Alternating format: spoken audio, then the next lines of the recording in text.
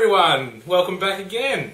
We've just got back from watching Battle Los Angeles. The story is basically there's an alien invasion and we get to follow a small team of Marines try to rescue some civilians from the police station that's been occupied and while kicking alien butt. You've got that bit. Sorry, while very kicking important. Alien butt. And then they have to try to get back to base. That's basically the idea of the movie. We now know that meteors will land off the coast. Evacuations are now underway. It appears that there's some shadowy figures. Lucas, if you could just come back, please. Oh my God. So, this movie, I watched the trailer, and being a sci-fi fan, I kind of was really looking forward to this, and so far this is the most disappointing movie we've watched. Oh, I don't know. I wasn't nearly as disappointed in this than what I was Iron Man for. Well, for me, this was the most disappointing. I usually don't mind these kind of movies, but this one I looked at the trailer and I thought, yeah, I'd rather hire that. How do we sum it up? This movie is basically a big, giant conversion of cliches and stereotypes. It also reminds you of snippets from, what did we say, Independence Day, Transformers, and you said War of the Worlds, didn't you? Yeah. And probably 50,000 other movies as well. And any war movie ever made. Yeah, none of the characters are original. None of them had depth. They were all just stereotype puppets for the military. Even the civilians didn't have much going for them. Like, you just didn't really care whether any of them lived or died. When you invade a place for its resources, you wipe out the indigenous population. Right now, we are being colonized. As for the actual invasion, there was a couple of special effects shots that were kind of cool, like big shots of the city and the beach, and like the attacks and all that sort of stuff. But overall, it was such a disappointing experience for a movie. First half of the movie, I was absolutely bored. It kind of got better in the last half, but I think the last probably 20 minutes was probably the most action-packed. That sort of held my attention a bit more for the big climax.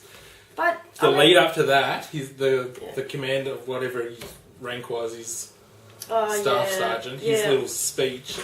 That was like Independence Day, but the Independence Day speech was so much better. So much better. Because he's just before the movie, like just before the invasion in the movie, he's retiring because he lost his team when he was in Iraq in his last tour or whatever.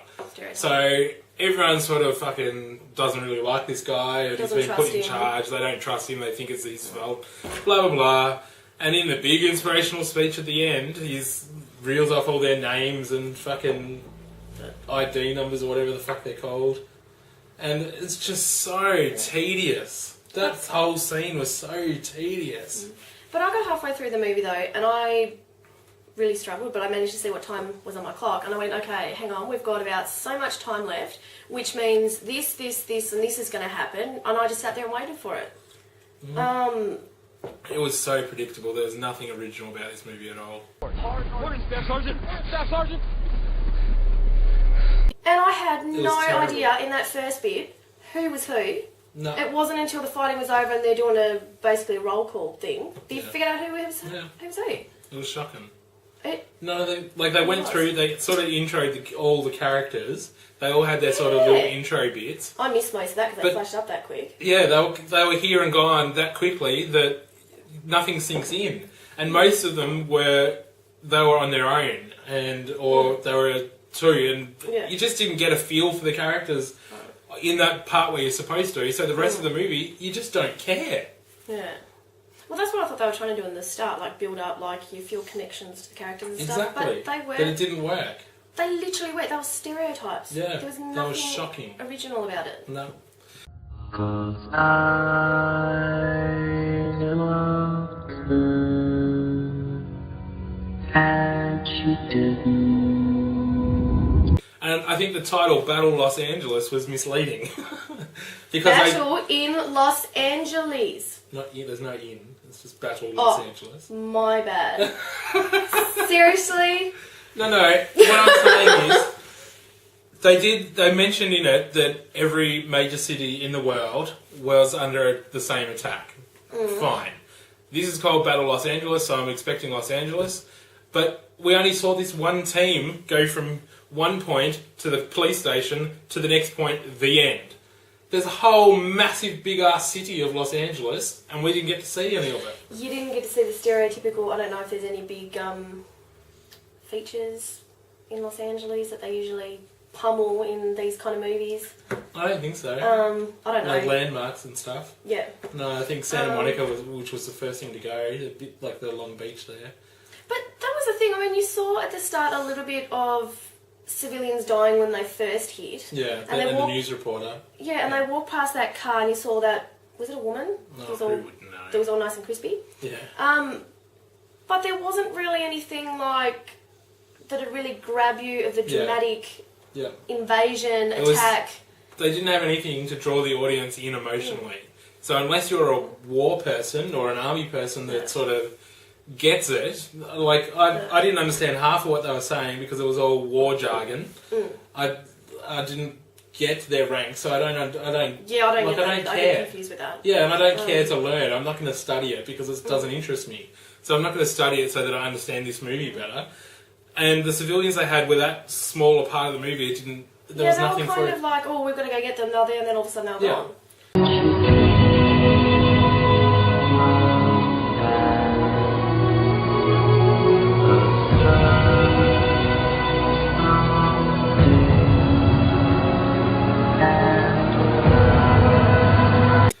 The movie sort of played out like a video game.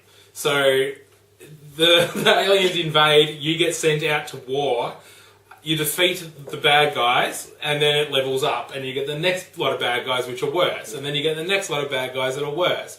And it builds up like maybe six levels, and then you get the big bad guy the big bad thing that you have to destroy to finish the game. Yeah. And that's really what it felt like to me, because they had about as much depth as a 2D character. And it was just awful.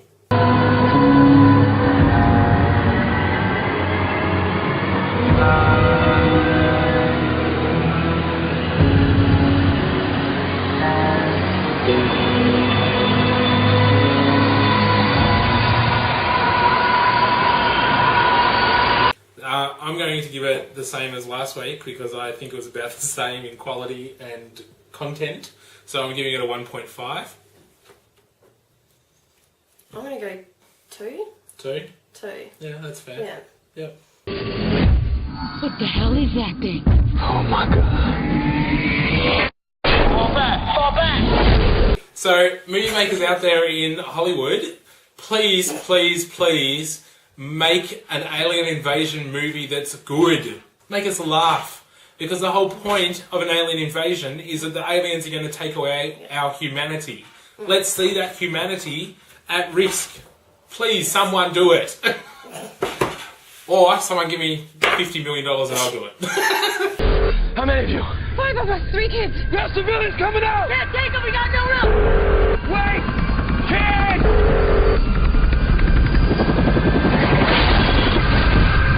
Well, this is part 1. We'll be back for part 2 of this week's movie reviews any second now.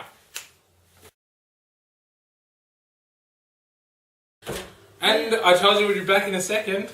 We just come back from watching Limitless with Bradley Cooper and Robert De Niro. So basically it's about Bradley Cooper's character who's...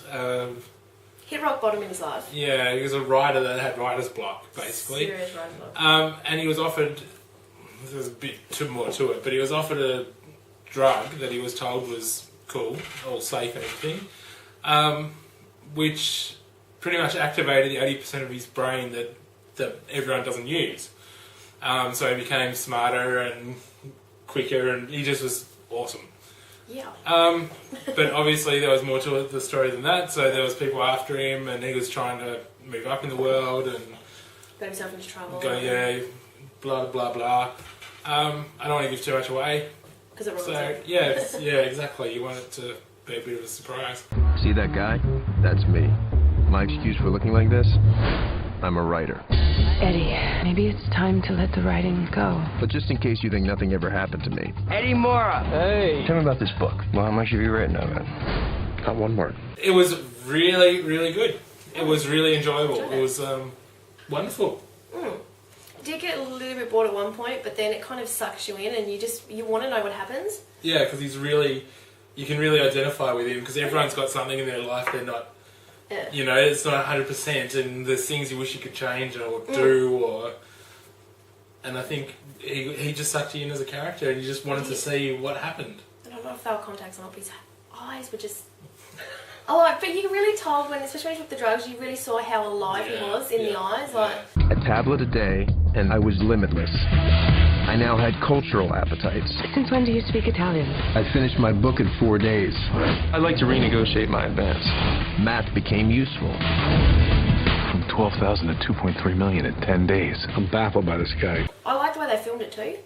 Like Yeah, the editing especially. Especially when he starts first taking the drugs and you see all the numbers. Yep. Like it looks cool when it flips on the tiles and because I just looked at that. I really liked that zoom effect they had through the city. That was trippy. Like when he's getting his hair cut out and it kind of goes backwards and then he gets his suit and it's like goes backwards. That was and then really all cool. through the whole city, through the taxi windows. That was awesome. Kind of almost off-putting. I don't know if that's also right, but it sort of made you a bit dizzy. Like it was. Yeah, because you kind of look at it and you're kind of like going in through one car, then you hit the front windscreen, then you're going through another one. Yeah, and it doesn't quite look like it's a video camera that's flying through the city. It was like someone took a photo every 5 steps and they've sort of just... You film going through it a little bit and then you kind of hit another photograph and it kind of goes... Yeah, and then it goes on a bit more. But it was cool because it kind of spiced it up. It was awesome. It was And different. because it sort of fucked with your head a little bit, you sort of felt like you were on the drug with him. You're sort of like, this isn't how I'm used to seeing the world, so... I think that's why they edited it that way, and I think it's really, really effective. I loved it. I loved the editing. Your powers are a gift from God or whoever the hell wrote your life script. And seeing you squirm was awesome. Yeah, there's a squirmy bit. Yeah. I'm not going to tell you what it is, but... Because it'll ruin it, but... It's worth paying $15 to watch you squirm. Not much makes me squirm, really, but that... Yuck. I have no memory of the last 4 days. I'm living in that 21st. There's not much to say because we both really enjoyed it, and we don't want to spoil it for anyone who wants to watch it because it's not a bad movie. Alright, just out of curiosity, and that's all. I was blind, but now I see. Alright, well, we don't want to spoil anything else, so we might leave it there for this one. I'm going to give it 3.5 stars because it was really enjoyable. I'm actually going to go for 3.5 as well. Cool. Wow, we agree. I know, right? Shocking. What a shocking. Alright guys, well that's it for us. We're back next week with Red Riding Hood, isn't it? Red Riding Hood, next week. So yes. We'll see you then. Stay tuned, faithful few. Bye-bye. There's no scenario in which you'd lead this life where you don't work for me. No scenario. I see every scenario. I see 50 scenarios. That's what it does, Carl. It puts me 50 moves ahead of you. Worth the risk.